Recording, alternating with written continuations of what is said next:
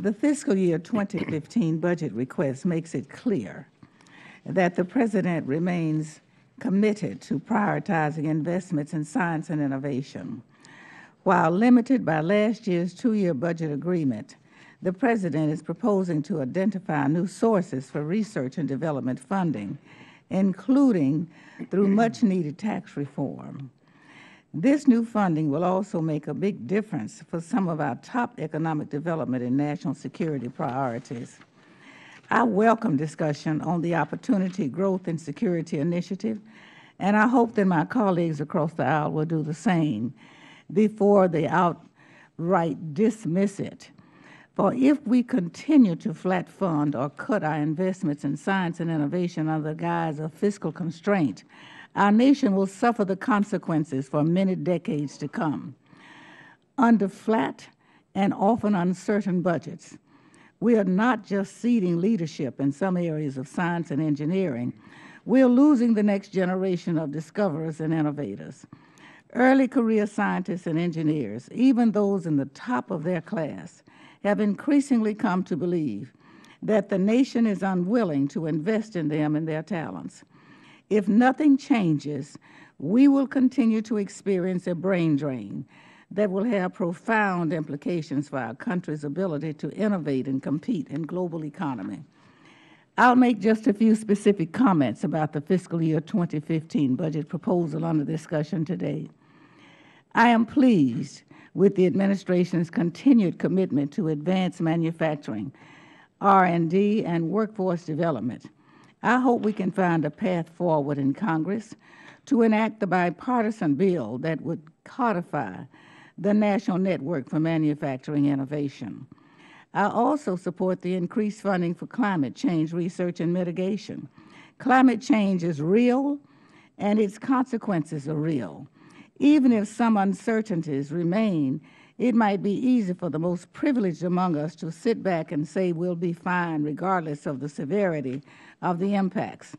But the vulnerable among us are already hurting, and scientists and economists predict it will get much worse.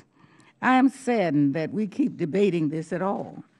I still hope we act before it's too late to direct our nation's great brain power to developing solutions to reduce the warming and mitigate the impacts in our most vulnerable communities.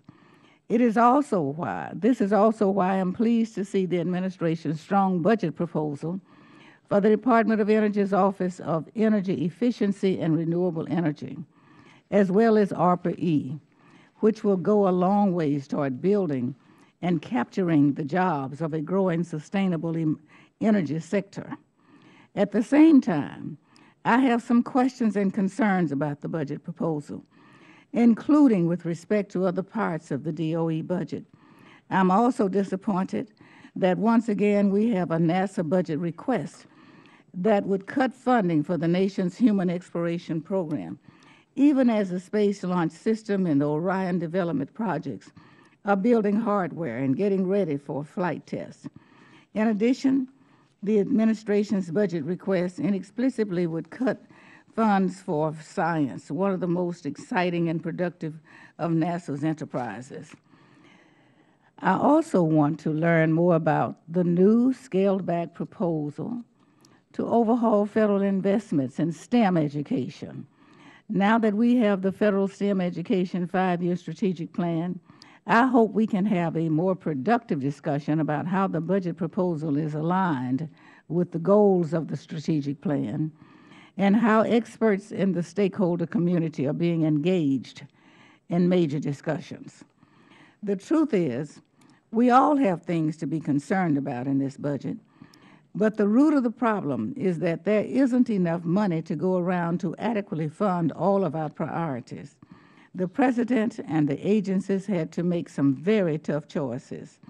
Some of our own choices may be different, and Congress will have its opportunity to express those choices in our authorization and appropriations bills. But today I look forward to hearing more from Dr. Holdren about the President's choices. As we move forward to reauthorize several of the agencies and programs within the committee's jurisdiction, we need to give due consideration to the President's own proposals. Most importantly, I hope that any legislation that we bring to the floor of the House reflect both the needs to invest in our future and our faith in the integrity and potential of our nation's STEM talent. Thank you, Dr. Holdren, for being here today, and thank you for your continued contributions to ensuring continued U.S. leadership in science and innovation. I yield back. Thank you.